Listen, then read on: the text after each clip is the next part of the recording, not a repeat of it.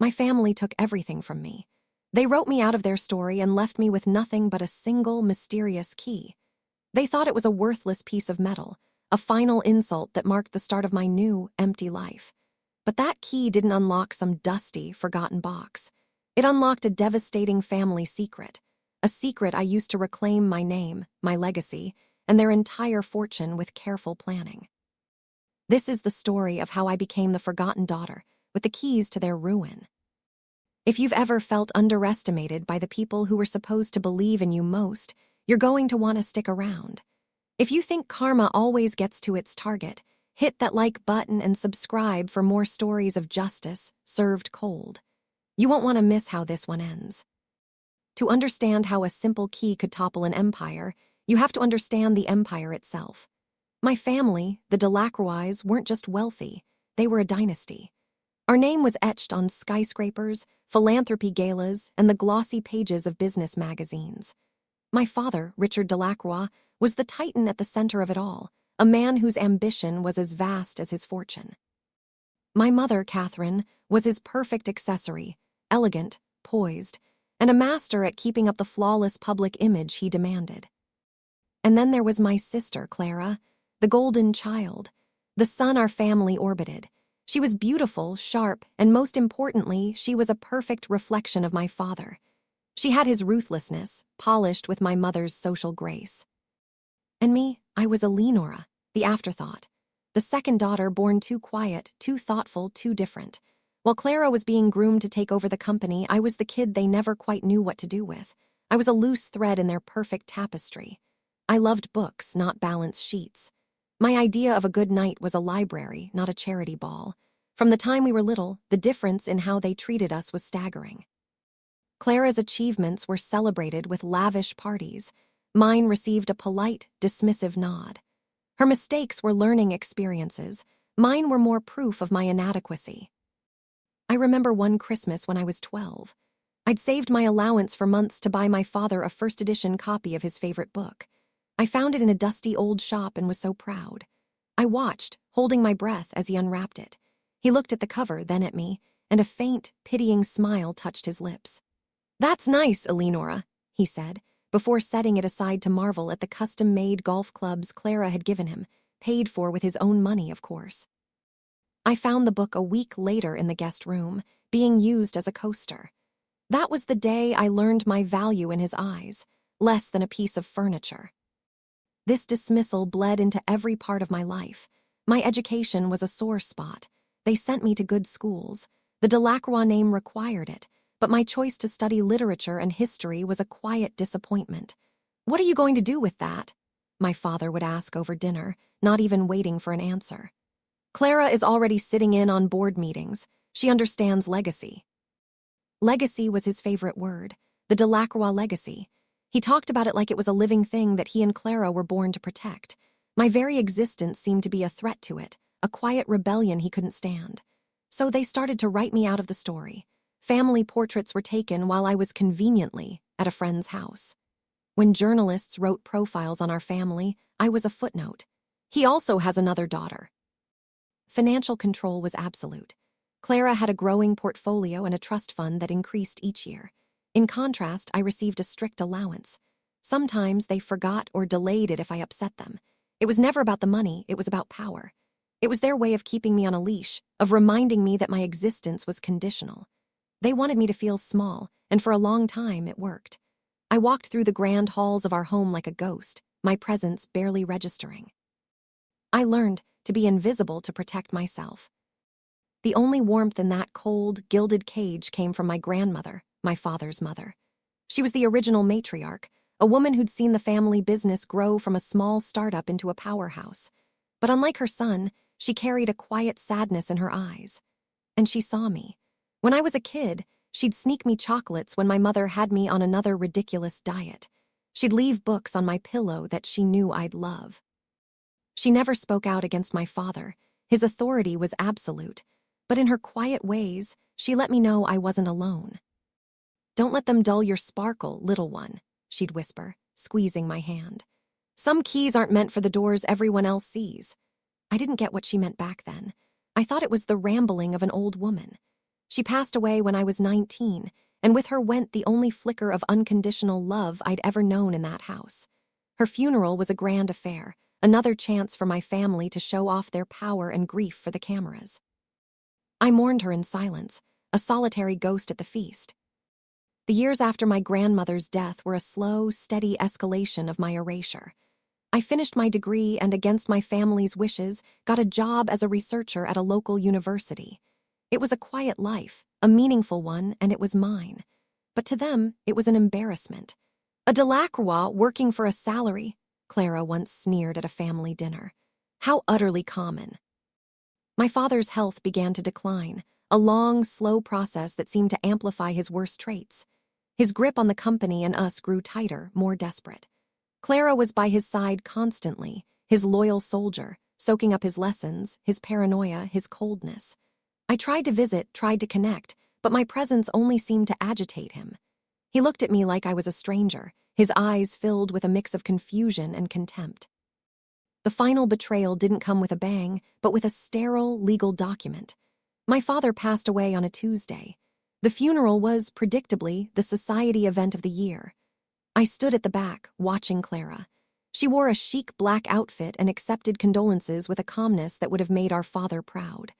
I felt a profound loss, not for the father I had, but for the one I wished I had. A week later, we all gathered for the reading of the will. The law office was a symphony of mahogany and leather, a place built to communicate power and finality. I sat a little apart from my mother and sister, the space around me a perfect symbol of the gap between us. The lawyer, a man who'd been on my father's payroll for decades, cleared his throat and started reading. It was a long, complex document, but the message was brutally simple. The entire Delacroix fortune, the company, the properties, the stocks, the art all went to Clara. My mother was given a generous stipend to maintain her lifestyle. And me, he read my name with a slight, almost imperceptible hesitation. To my daughter, Eleanora, I leave the sum of $1 and a key to a box left in my possession. May she find its value. $1. The room was dead silent. It was the ultimate final insult, a public declaration of my worthlessness. He hadn't disinherited me, he'd branded me. He hadn't written me out of the future. He'd tried to rewrite my past, to officially declare that I never really mattered at all. I looked over at my mother and sister. No shock on their faces, a cold, quiet satisfaction. Clara's eyes met mine, and I saw a flicker of triumph. "Well," she said, her voice dripping with fake sympathy, "I'm sure the contents of the box are sentimental." I didn't scream, I didn't cry. A strange, chilling calm washed over me. This wasn't a surprise. It was confirmation of what I'd always known. I was nothing to them. I stood up, my movements slow and deliberate. "I'll take my $1 now if you don't mind," I said, my voice perfectly even. The lawyer, flustered, fumbled in his wallet and handed me a crisp $1 bill. I folded it neatly and put it in my pocket. Then he handed me a small, ornate, old-fashioned key. It was heavy, made of brass with a simple tag. This was it, the key to my personal effects. A box of trinkets, probably. A final, pathetic gesture. I walked out of that office without another word. I left them to their kingdom of glass and steel. I walked away from the name, the money, and the suffocating weight of their disapproval. That was the day I was well and truly forgotten, or so they thought. For 2 weeks, the key sat on my small kitchen table like a silent accusation. I'd moved into a tiny apartment, furnished with second-hand finds, and the few things I owned that weren't tainted by the Delacroix name. I was working extra hours at the university, barely making ends meet. The $1 bill was pinned to a corkboard, a stark reminder of my father's final valuation. I ignored the key. Part of me was scared of what I'd find, or rather, what I wouldn't. I pictured a box filled with my old baby shoes or a lock of hair, things meant to inflict one last emotional wound. A sentimental trap. My family's cruelty was rarely simple. It always had a psychological twist. But my grandmother's words echoed in my head. Some keys aren't meant for the doors everyone else sees. What if the key wasn't from my father? The box was left by him, but the key, it felt like hers. The tag on the key didn't have a bank's name, but the name of a law firm. Amsworth & Sons, S. 1948. It was a small, old-school firm in a quiet part of the city, not one of the corporate giants my family used. Curiosity finally won. On a rainy afternoon, I took the bus to the address. The office looked like it was from another era, with oak-paneled walls and the faint smell of old paper. I presented the key to an elderly lawyer who introduced himself as Mr. Amsworth, Jr. He explained that his father had been my grandmother's attorney. Years ago, she had placed a sealed box in his firm's care, with strict instructions. It was to be held in trust, and could only be released to me upon presentation of this specific key after my father's will was read. He led me to a small, private conference room. He placed a heavy metal box on the table, then left, closing the door softly behind him. My heart was pounding. This was it, the moment of truth. My hands trembled as I lifted the lid. It wasn't filled with sentimental trinkets. It was filled with documents. Stacks of them, all meticulously organized. And right on top was a letter in my grandmother's elegant, looping script. "My dearest Eleanora," it began. "If you are reading this, then I am long gone, and my son has finally done what I always feared he would. He has tried to cast you out. I am so sorry, my child. I was never strong enough to stand up to him, a failing I will take to my grave. But I could not stand by and let his cruelty be the final word. The Delacroix legacy, the one he worships, is built on a lie, a theft, and in this box you will find the truth." My hands shook as I read on. She explained everything. My grandfather, the celebrated founder of Delacroix Industries, had a partner in the beginning, a man named Arthur Vance. He was a brilliant inventor, the true mind behind the company's foundational technology. They were friends, visionaries. But as they became more successful, my grandfather became greedy. He started to see Arthur not as a partner but as an obstacle. The documents in the box laid it all out. Their original partnership agreement, Arthur Vance's patents, all in his name. And then, the darkest secret. A forged bill of sale claims that Arthur sold all his company's shares and patents to my grandfather for a small amount. This happened before he decided to leave and vanish. But he didn't disappear. My grandmother had included a private investigator's report she'd commissioned decades ago. Arthur Vance had died months after that supposed sale in a suspicious accident. He left behind a wife and a young son with nothing. He had been erased from history. My grandfather had stolen his work, his legacy, and maybe even his life. But that was the foundation of the rot. The second stack of documents was somehow even more damning. It was a hidden ledger. My grandmother, always the silent observer, had spent years documenting my father's financial dealings. It was all present. Years of clever tax dodging, illegal offshore accounts, shell firms, and bribes. The glittering Delacroix empire wasn't built on a stolen idea. It was propped up by a massive, ongoing criminal enterprise. The fortune Clara inherited was mostly a fraud. At the bottom of the box was one last thing, a deed. My grandmother had used her own money, years ago, to secretly buy the original small building where the company was founded. It was an insignificant property they had all overlooked, and the deed was in my name. I sat there in that silent room for what felt like hours. I felt a storm of emotions, rage, grief, and a terrifying, thrilling sense of power. This wasn't a box of personal effects. It was an arsenal. My father, in his arrogance, must have kept the key as a dark trophy, a symbol of the family's original sin. He probably thought I'd be too weak or too stupid to understand what I was looking at. He meant for the key to be an insult. My grandmother made sure it would be a weapon. What they didn't know was that my useless history degree taught me how to research, how to dig, how to connect dots, and how to follow a paper trail. And my life as a ghost had taught me how to be patient, how to observe, and how to plan without anyone ever seeing me coming. I closed the box, my hands no longer shaking. I walked out of that firm, not as Eleanora the forgotten daughter, but as Eleanora Vance, the inheritor of a debt that was about to be paid in full. The calm I felt at the will reading came back, but this time it wasn't resignation. It was the calm of absolute certainty. The game had changed.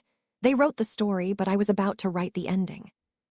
The next 3 months were a blur of silent, meticulous work.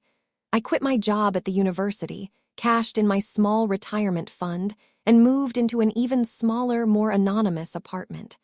I became a ghost again, but this time it was by choice. I was on a mission. My first call was to a hungry, tenacious lawyer who specialized in historical fraud.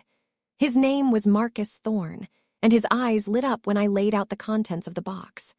My second call was to a forensic accountant, Lena Petrova, a woman known for untangling the most complex financial knots. Together, we were a silent three-person army. While they worked on verifying every document and tracing every dollar, I focused on my part of the plan. I found Arthur Vance's descendants. His grandson, David, was a quiet high school teacher living a modest life, with no idea about the legacy that had been stolen from him. When I met him and his family, I didn't see an ally. I saw the real victims of my family's greed. This wasn't about my revenge anymore. It was about justice. We worked in secret. We were building a fortress of evidence, brick by painstaking brick. We discovered the fraud was even worse than my grandmother had realized. My father had been using the company as his personal piggy bank. And Clara, in her new role as CEO, wasn't continuing the tradition. She was escalating it. Her arrogance was making her sloppy. The final piece of the plan was the one tangible thing I owned. The small building my grandmother left me, the birthplace of Delacroix Industries.